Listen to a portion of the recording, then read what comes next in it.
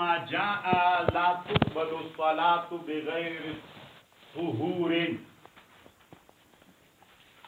طالبانو ورونو تر ټولو نه مخکې یوه خبره در سره واورئ او دا خبره باید ځان سره وساتئ او درنه ویره نه سي. ډېره خوږه او خوندوره خبر ده. طالبانو ورونو علامه رشید احمد گنگوهی رحمه الله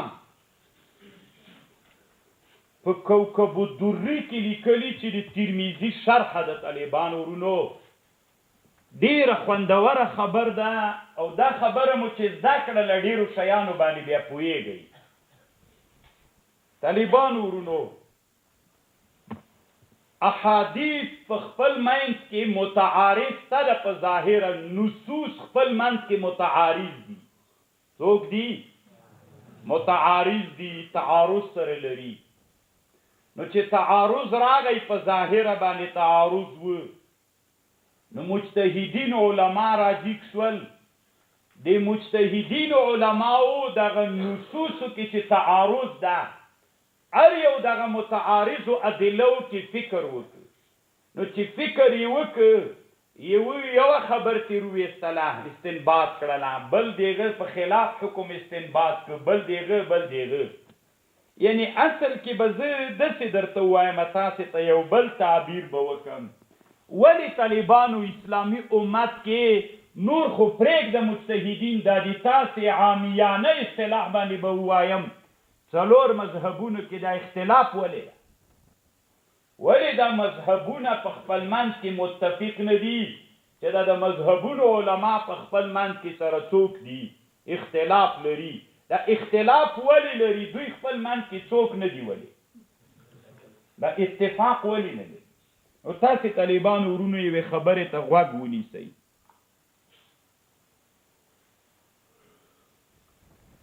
امام مالک اصل کې دا اختلاف د دې جنه پیدا شوی کله چې د نصوصو په مابین کې څوک راسي تعارض راسي.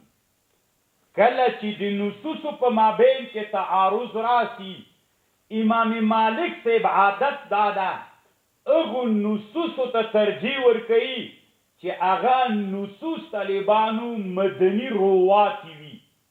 چا روایت کړی وي؟ مدني خلکو روایت د مدنیینو دی مختار ګرځوي په هغه روایتونو باندې چې هغه د غیر مدنیینو رواتو دي. دا طالبانو د تاسې د ټول ژوند دپاره قاعده ده. ګوري په دې خبر ځان پوه کړئ. مالکیان څه دي؟ امام مالک صاحب مذهب علما چې کله نصوص متعارض په یو مسله کې راغلل دوی د اختلاف ذکر پیدا شوی ځکه د دوی اصل دا د امام مالک صاحب دی وایي اصل کې محبت ته وحی کم ځای مدینه وه نو رواتو د چا ته ډېر دین ډېر چېرته متمرکز وو نو راویانو د مدینې ته د دین په اړه باندې ښه معلومات شته. نو چې د دین په اړه د مدینې خلکو ته ښه روایات شته نو د متعارض روایات چې راغلل دوی وایي د تعارض په وخت کې به موږ چا ته ترجیح ورکوو؟ مدني روایات. نو مالکیان اختلاف چې پیدا شو دوی چا ته ترجیح ورکوي؟ مدني روایاتو ته ترجیح ورکوي. یو شافعیان څه کوي؟ شافعیان وایي چې کله څوک راسي تعارض راسي د نصوصو په مابین کې په دې نصوصو کې کم نص چې ښه ثابت ده. زه طالبانو حنفي یم خبر خو پوهېږئ خو متعصب نه طالبانو لږ مخکې مې په عینین بم واچو. ګوره تعصب یې کړی و طالبانو بم مې پې واچو شارحینو پې اچولی ما درته نقل کړو. خو طالبانو زموږ د احنافو مذهب چې څومره عمیق ده په فقه کې په څلورو مذاهبو کې دومره عمق ته د چا مذهب هم نه ده رسېدلی دومره عمیق ده طالبانو ورونو. تاسې ما خبر خو کاش کې الله عز وجل زموږ د ارمان پوره کړي چې د امام طحاوي مشکل الاثار او شرح د معانی الاثار په مدرسو کې رواج شي بیا به تاسې په دې باندې پوه شئ چې الله عز وجل د احنافو مذهب څومره عمیق ګرځولی. اوس ورته ګوره شافعیان بیا څه کوي چې نصوص مخالف راغلل دوی چاته ترجیح ورکوي هغه روایت ته ترجیح ورکوي چې تر په دې روایتونو کې کوم روایت ډیر ثابت وي کوم روایت چې ډیر ثابت وي هغه ته ترجیح ورکوي په نورو روایتونو باندې دا دي چا اصل شو دا د شافعیانو اصل قاعده سره په اختلافي مسلو کې مالکیان په اختلافي مسلو کې حل لار څنګه پیدا کوي مدني روایتونو ته شافعیان په اختلافي مسائلو کې د حل لار څنګه پیدا کوي کوم چې اثبت ثابت وي په هغه باندې څوک کوي او طالبانو ورونو حنبلیان ظاهر د حدیث ته حنبلیان ظاهر د حدیث ته ګوري ظاهر د حدیث چې څه ویل هغه مغه استدلال کوي حتی کچیرته داسې چلو چې دوه حدیث متعارض راغلل د دې ظاهر یو حکم د دې ظاهر بل حکم نو حنابلة وی په دې دواړو باندې به عمل کې کله په دې عمل وکړه کله په دې عمل وکړه نو په اختلافي مسألو کې د حنابلو رایه دا ده چې حنبلي علما داسې وایي چې ظاهر دي چاته به فکر کوي ظاهر د قرآن ته به ظاهر د نصوصو ته به فکر کوي ظاهر د نصوصو چې څه ویلې دغه د اختلافي مسألو په مابین کې به محاکمه په همدې باندې کوي الله دې وکړي چې ما په خبر پوه شوي احناف څه وایي احناف چې دي دوی په اختلافي مسألو کې د حل لاره داسې بلي دوی وایي چې کله په یو مسأله کې اختلاف د نصوصو راغی نو احناف وایي موږ به په دې اختلافي مسألو کې یو قاعده پیدا کوو چې اصل قاعده کومه یوه ده نو قاعده مو چې پیدا کړله په دې نصوصو کې خامخا یو نص قاعده ده چې قاعده مو پیدا کړله هغه د مونږ اصل ده کوم احادیث چې اوس له قاعدې سره خلاف دي یا کوم نصوص چې د چا سره خلاف دي د قاعدې سره خلاف دي نو هغه احادیثو کې هغه احادیثو باندې مونږ قاعده نه څړنګولی ورته قاعده ده دی احادیثو کې موږ میدان د تأویل ته ځو په دې کې څوک کوو زه به یو مثال درته وایم او وروسته را روانه د خبر چې تاسې بیا په خبر ښه پوه شئ طالبانو ورونو نبی صلی الله علیه وسلم نه داسې احادیث نقل دي تاسو ته به راسي نبی علیه السلام د ماسپښین او د مازدیګر مونځ په چا کې کړی حدیث کې راځي په یو وخت کې کړی که نه نو خو دې نه داسې نبی علیه السلام سفر کې وو د ماسپښین مونځ مو کوو متصل دي چا مو کوو نو دې حدیث نه معلومیږي چې دواړه مونځونه په یو وخت کې جایز او الله عز وجل هلته قرآن کې داسې وایي ان الصلاة كانت على المؤمنین کتابا موقوتا له آیاته څخه اوس دلته طالبانو تعارض راغی یو قرآن وایي چې څوک ده او دی وایي طالبانو حدیث کې د نبی علیه السلام تعامل څه معلومیږي چې جایز ده نو موږ دا نصوص متعارض راغلل راځئ موږ په دې نصوصو کې څوک وکړو فکر وکړو قاعده کومه یوه قرآن قاعده ده د آیات چې دا قاعده داسې شوله هر مونځ په خپل وخت کې کول فرض ده بې وخته نه صحیح کېږي دا قاعده شوه اوس له دغې قاعدې سره چې کوم نصوص څوک راغلل مخالف راغلل معارض راغلل مونږ د قاعده په هغه نصوصو نه سو ورانول ځکه هغه اخباریاحات دي نو چې اخباریاحات سول نو موږ مجبور یو جمع د متعارض احادیثو موږ احناف داسې کوو یا جمع د نصوصو متعارضو موږ احناف داسې کوو چې د نصوصو کې فکر کوو یو قاعده تر جوړه کړو چې کومه یوه قاعده سوه کومه چې قاعده سوله پس د هغه نه چې له دغې قاعدې سره مخالف نصوص راغلي په هغه کې موږ څوک کوو تاویل کوو مجبور یو ځکه قاعدې سره هغه څوک دي خلاف او څنګه تاویل پکې کوو موږ دلته وایو چې دا جمع حقیقي نه وه دا جمع صوري وه د ماسپښین مونځ یې راوراسته که راوروسته که اخریني وخت یې راورساو دلته یې د چا وخت مونځ وکړ او د مازدیګر مونځ یې څنګه چې د ماسپښین وخت ختم شو د چا وخت شروع شو د مازدیګر مونځ یې په چا کې شروع کړ نو دا طالبانو جمع حقیقي نه وه دا جمع صوري وه تاویل مو وکړه که مو ونه کړ تاویل اوس ګوري طالبانو ورونو تاسې به یې ووینئ ډېر احادیث په پاندې ترمذي کې راځي ټول علما به یو طرف ته موږ احناف په بل طرف ته یو تاسې ته به هم دا شک پیدا کېږي چې ولې د هر حدیث ته موږ احناف څوک کوو تاویل کوو هر حدیث کې موږ تاویل کوو موږ تاویل ځکه کوو طالبانو ورونو چې موږ هغه نصوصو کې تعارض چې وینو نو د تعارض په وخت کې موږ هغه نصوصو کې بعضې نصوص یا یو نص په مرتبه دي چا ومنو او هغه رښتیا قاعده وي طالبانو نو دغه حدیث له هغه سره معارض راغله نو موږ مجبور یو چې څوک پکې وکړو قاعده ورانه کوو که د قاعدې سره چې خلاف نصوص دي تاویل پکې وکړو نو موږ داسې فکر کوو چې احناف په حدیث و عمل نه کوي تاویل پکې کوي موږ په حدیث و عمل کړی چې هغه قاعده ده الله دې وکړي چې تاسې د ما په خبر باندې پوه شوي دا ډېره خوندوره خبر ده او دا تاسې یاد ساتئ دا طالبانو ورونو بیا خوند هلته کوي اوس طالبانو ورونو امام طحاوي په شرح د معانی الاثار کې یوه خبر کوي د حدیث د مسراتې څه ده په دې حدیث کې موږ احناف علما په ظاهر باندې له دې حدیث مخالف رښتیا هم په ظاهر موږ تاویل پکې کوو خلاف خو ته چې دې مسله کې ټول څلور احادیث راغلي اصل حدیث ته د الخراج بالزمان دا قاعده ده موږ د احناف په مذهب دا اصل ده خراج بالزمان دا اصل ده دا قاعده شوله د هغې سره چې نور حدیث معارض راغلي موږ مجبور یو پکې تاویل وکړو ځکه قاعده وراني طالبانو ډېر عمیق مذهب الله عز وجل په علماو د فقهاو کې د مذاهب اربعو کې د احناف مذهب ګرځول نو چې بیا فکر ته پام وي دا یوه خبره ده چې علامه رشید احمد الګنګوهي رحمه الله کړې ولا او تاسې دې خبرې ته غوږ باب ما جاء لا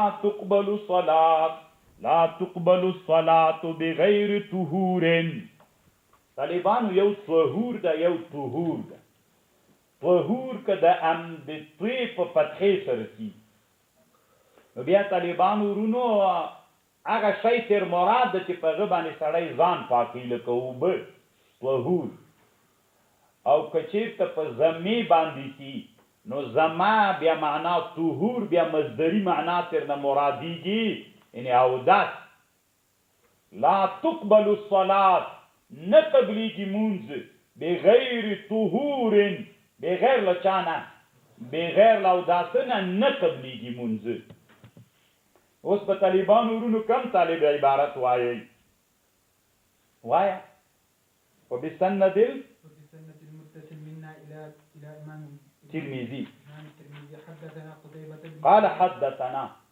قال حدثنا قتيبة بن سعيد قال حدثنا قتيبة بن سعيد قال أخبرنا أبو عوانة قال أخبرنا أبو عوانة عن سماك بن حرب دا حا د طالبانو دې ته تحویل وایي کتاب کې چې داسې راغی طالبانو دا داسې چل ده ګوره سند را شروع شو که نه حدثنا قتيبة بن سعيد قال أخبرنا أبو عوانة عن سماك دلته راورسېد بیا به وایي ها دې ته تحویل د سند وایي بېرته به طالبانو بیا لاړ شي له بل ځای نه به بل سند را شروع قال أخبرنا هناد قال أخبرنا وكيع عن إسرائيل عن سماك دا بل سند سګوره طالبانو یو وارې قتیبه ده یا ابو عوانه ده څوک سو سماک بیا به طالبانو حاو وایي چې حا دې ویلې بېرته به سر ته لاړ شي بل سند به را شروع کړي بل سند کې طالبانو څوک ده هلته هناد ده وکیع ده له اسرائیل نه ده بېرته چاته بیا خبر راغله بیا سماک ته خبر راغله دې ته طالبانو تحویل د سند وایي ښه عن مصعب بن سعد عن ابن عمر رضي الله عنه عن نبي صلى الله عليه وسلم قال لا تقبل الصلاة بغير طهور نقبليك المونس بغير طهور ولا صدقة من غلول قال هنادوي في حديثه إلا بطهور والطالبان ورونو راځي دلته و خبر باندې ځان سره پوي کو لا تقبل الصلاة بغیر طهور ولا صدقه من غلول. طالبانو دا قبول په دوه معناو باندې دی قبول دوه معناوي دي. یوه معنا د قبول دا ده چې یو شي کې ارکان او شرایط ټول موجود سي، په یو شي کې ارکان او شرایط ټول موجود سي، نو دی دا په یوه معنا باندې قبول ده. دې ته طالبانو قبول بمعنى الاعم وایي. یو شی د طالبانو ټول ارکان شرطونه دا ټول موجود کې پکې بیا یې وکړي، سره له ارکانو له شرایطو نه یې وکړي، دې ته څه وایي؟ دا قبول بمعنى الاعم. ګوره مونځ وکړي په داسې معنا باندې وکړي چې د مانځه ارکانو شرطونه ټول څوک سي، مکمل سي، نو دام طالبانو دا مونځم څوک ده، دام قبول ده.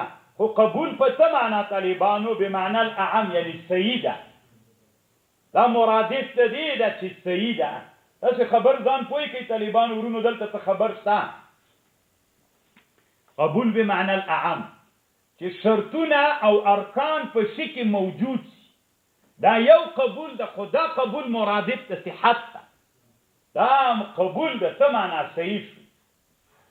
دویم قبول طالبانو، دویم قبول په دې معنا باندې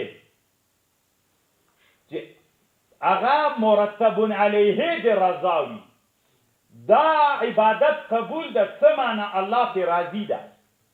نو چې الله پې راضي سو، مرتب علیه د رضا څوک سوه؟ ثواب.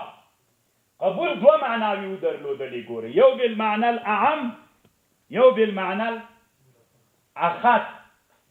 بمعنى الاخص طالبانو الصواب ده، بمعنى الاعم صحت ته. ګوره دا عبادت قبول ده څه معنا؟ صحیح ده. دا عبادت قبول ده څه معنا؟ ثواب پې باندې سته ده. کله کله داسې طالبانو یو عبادت بمعنى الاعم قبول وي، خو بمعنى الاخص طالبانو قبول نه وي. ګورئ دا خبر زده کوي، لږ خوندوره خبر. یو عبادت وي، کله کله دا عبادت بمعنى الاعم قبول وي، شرطونه او ارکان ټول څوک وي؟ موجود وي. خو بمعنى الاخص ثواب قبول نه وي طالبانو، ثواب نه وي پې ورکړل سوی. اوس مثلا یو عبادت ته طالبانو ارکان و شرایط ټول شته پکې، خو مکروه ده. نو چې مکروه سو طالبانو ورونو، نو صحیح سو، قبول ده بمعنى الاعم. بمعنى الاعم څوک ده؟ قبول ده. نو چې بمعنى الاعم قبول سو، یعنی څه معنا؟ صحیح ده، صحت شته پکې، غاړه خلاصه شوله. خو قبول په دا دویمه معنا باندې چې ثواب ده، په دې معنا باندې یعنی ثواب نشته. صحیح شو، قبول بمعنى الاعم سو، قبول بمعنى الاخص نه ده چې هغه څوک ده. ډیر کراته یو عبادت الله دی چا قبول کی، خو بمعنى الاعم. اما بمعنى الاخص قبول نه وي طالبانو، څوک نه وي ورباندې. نه پوهېږم چې پوه شولې که نه په تعبیر باندې. اوس تاسې طالبانو دما خبرې ته غوږ ونیسئ. یو څو نور حدیث وایم، بیرته دلته راځم. لا يقبل الله صلاة حائز الا بخمار. پیغله جلۍ چې مونځ کوي، رسول الله وایي د دې مونځ نه قبلېږي بغیر له فکري نه، ځکه ویښتان څوک دي؟ عورت ته طالبانو. نو دلته قبول طالبانو په کومه معنا باندې ده؟ دلته طالبانو بمعنى الاعم ده، ځکه دا شرط و رکن ده طالبان. خبر پوه شوئ؟ نه قبلېږي، یعنی بیخي صحیح نه ده، بمعنى الاعم ده دلته. او طالبانو ورونو، نبی علیه السلام وایي چې سړی شراب څښي د ده مونځ نه صحیح کېږي. یو کوم غلام چې له باداره تښتېدلی د ده مونځ نه صحیح کېږي. تاسو مشکات کې دا حدیث راځي. دوه کوم انسان چې عراف کوټګر ته ورکي، څلوېښت ورځې الله عز وجل د مونځ نه قبلوي. دلته په دغه درې واړو احادیثو کې قبول بمعنى الاعم ده که بمعنى الاخص؟ بمعنى الاخص ته طالبانو دا ډېره ښه قاعده ده، دا زده کوي طالبانو. یو قبول بمعنى الاعم ده، یو قبول بمعنى الاخص ده. قبول بمعنى الاعم چې ارکان و شرایط موجود سي دا مرادف ته صحت ده. لا يقبل الله صلاة حائز الا بخمار، بغیر له فکري نه صحیح کیږي. دلته کوم قبول مراد ده؟ یعنی ثواب الله نه ورکي، نور خو صحیح سوی ده مونځ نه، بیخي صحیح نه ده طالبانو بمعنى الاعم ده. او په دا بل صورت کې اوس د یو سړی چې طالبانو شراب خوري مونځ نه صحیح کي، نو اوس دغه سړی چې شراب خوري نور ټول څوک موجود دي پکې د مانځه ارکان و شرایط موجود دي، نو خو بمعنى الاعم خو یې مونځ څوک ده؟ ولې؟ صحیح ده که؟ اما بمعنى الاخص دې حدیث کې چې د شرابي مونځ نه صحیح کېږي، دا د چا له لحاظه نه ده قبول، ثواب پې نشته.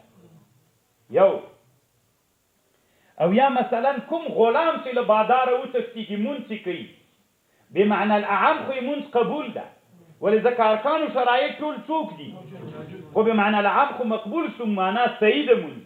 اما بمعنى الاخص ثواب نشته پې ده. چې دلته حدیث کې راځي چې د عابق غلام مونځ نه قبلیږي، هغه بمعنى الچا؟ بمعنى الاخص طالبانو مونځ نه قبلیږي. تاسې ما په خبر پوه شولئ؟ څو حدیث کې راځي رسول الله سلام وایي چې یو سړی عراف ته ورسي، کوټګر ته ورسي، 40 ورځې الله دې د مونځ نه قبلوي. دلته طالبانو دا قبول بمعنى الاعم ده که بمعنى الاخص؟ اخص. ځکه طالبانو ورونو بمعنى الاعم نه ده، ځکه چې کوټګر ته ورغللې نور خو دې تا مونځ چې رکن د مانځه لپاره رکوع سجده اودس شرطونه دا ټول موجود دي، نو خو چې موجود سره اودس، نو چې دغه قبول په دغه معنا چې ارکان موجود دي خو موجود دي، مرادف دي چا ده؟ نو مونځ څوک شو؟ اما بمعنى الاخص قبول نه ده. یعنی څه معنا چې سړی عراف کوټګر ته ورغی مونځ قبول نه ده. تاسې به دې قبول پېژنئ طالبانو. اوس خو تاسې پس له دې څوک شوئ؟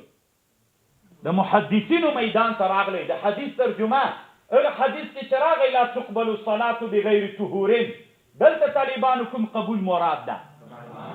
بمعنى العام. اوس یو سړی چې اودس ونه لري مونځ وکړي، دلته کوم قبول مراد ده؟ بیخي صحیح نه ده. دلته بمعنى الاعم قبول مراد ده. او لا يقبل الله صلاة هغه ښځه چې حایضه وي بالغه وي الا بخمارین، هلته کوم قبول مراد ده؟ بمعنى الاعم. اما په عابق غلام کې، په کوټګر کې، په شرابي کې، دلته قبول چې راغلی بمعنى الاخص راغلی. الله دې وکړي چې تاسې ما په خبر باندې دوه قبول دي، بمعنى الاعم چې مرادف د صحت ته چې ارکانو دا شیان موجود دي، بمعنى الاخص طالبانو چې د الله رضا ګرځېږي سبب. اوس مونځ سره د کراهیت طالبانو دا مونځ څوک ده؟ قبول بمعنى الاعم ده. مکروه څه معنا طالبانو؟ ثواب نشته. نو خو دا معنا چې قبول بمعنى الاخص نه ده، یو قبول د طالبانو، یو حسن القبول ده. داسې تعبیر بیا وکړه. علامه عبدالرحمن مبارک پوری بیا په تحفة الاحوذی کې داسې تعبیر کړی ده، یو قبول ده، یو حسن قبول ده. مطلق قبول بمعنى العام ده، حسن القبول بمعنى مونږ او تاسې طالبانو باید مونځ وکړو چې قبول سي که حسن القبول سي. الله دې مونږ مونځونه حسن القبول دي. خبر باندې به خو پوه شولې. دا بله خبره. خو طالبانو ورونو دلته یوه بله خبر د سره واورئ. هغه خبر دا ده چې دا ابن حجر رحمه الله وی دا قبول بمعنى الاخص. نو قبول خو دوه معناوې پیدا کړي، یو بمعنى الاعم، یو بمعنى الاخص. قبول په معنا د صحت، قبول په معنا د ثواب. داسې لاندې تعبیر وکړي. قبول په معنا د صحت قبول په معنا ده هغه عامه معنا خدای څوک ابن حجر وی رحمه الله وی حقیقی معنا دی قبول هغه به معنی الاخص څوک ده دا یې حقیقی معنا ده او به معنی الاعم یې دا یې څوک ده دی قبول دا یې مجازی معنا ده طالبانو ورونو حسن القبول تاسو طالبان ما په خبر ځان پوي کې دلته یو اختلاف ته اشاره ده د علامه ابن حجر او د علامه شبیر احمد عثماني سے په مابین کې اختلاف ده ابن حجر وی دا قبول خو دوه معناوي درلودلې کومه حقيقي معنا ده کومه مجازي نو دی وی بمعنى الاخص ابن حجر وی دا څوک ده دا حقيقي معنا او بمعنى الاعم اما شبیر احمد عثماني سے وی طالبان ورونو چې قبول یو مطلق قبول ده یو قبول الحسن ده دا مطلق قبول والی دا معنا څوک ده دا معنا حقیقی ده او قبول حسن څه ده دا معنا څوک ده دا معنا مجازی ده د ابن حجر په عکس باندې چا خبره وکړه علامه شبیر احمد عثماني سے ابن حجر خو ویلې بمعنى الاخص چې قبول حسن ده دا حقیقی معنا ده څوک مطلق قبول دا مجازی معنا ده شبیر احمد عثماني وایي چې نه قبول الحسن حقیقی معنا نه قبول مطلق حقیقی معنا ده قبول حسن څوک ده مجازی معنا الله دې وکړي چې په خبر پوه شي او علامه محمد یوسف بنوري رحمه الله دلته په معارف السنن کې علامه ابن حجر رائے مختار ګرځولې دی وی چې ابن حجر کوم خبر کړي چې قبول الحسن حقیقی معنا ده همدا سید طالبانو دا قبول الحسن حقیقی معنا ده او مطلق قبول بمعنى الاعم دا طالبانو مجازی معنا ده ویدا بما رایم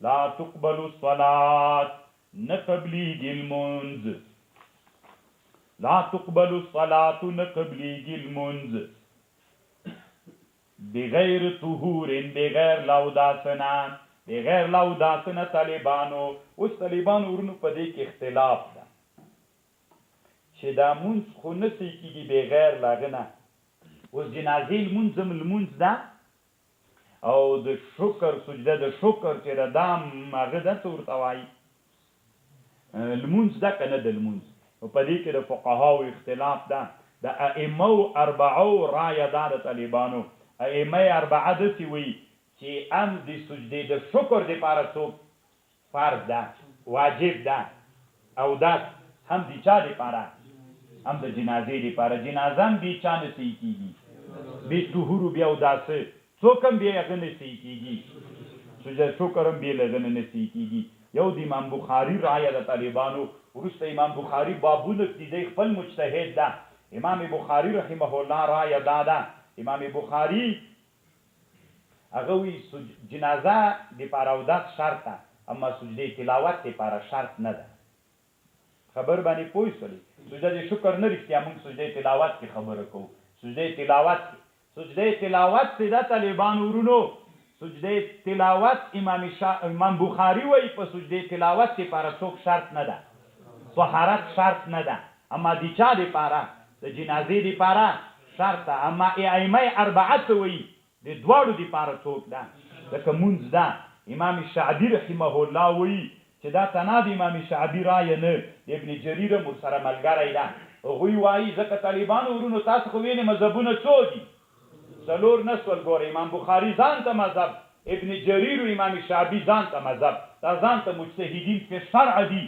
ابن جریر او امام شعبي وایي چې په چا کې هم صحیح کېږي نه ده شرط نه په سجده تلاوت کې شرط نه په جنازه کې شرط ده درې مذهب سول طالبانو په دې یوه خبر کې ائمه اربعه وایي په دواړو کې څوک ده او امام بخاري وایي جنازې ته شرط ده سجده تلاوت ته نه ده شرط امام شعبي او ابن جریر وایي د دواړو دپاره څوک ده شرط ده دواړو دپاره نه ده شرط دواړو دپاره نه ده شرط ځکه دوی وایي چې دا دواړه څوک نه ده مونځ نه ده لکه د مونځ چې کوم تعریف کوي مونځ هغه ارکانو هغه شیانو ته ویل کېږي نو دا هغه کې هغه ارکانو سجده او رکوع دا شیان نشته ده پکې چې نشته ده نو دوی وایي چې دې لپاره څوک هم شرط نه ده او دا سم شرط نه ده زمونږ طالبانو د جمهورو له طرف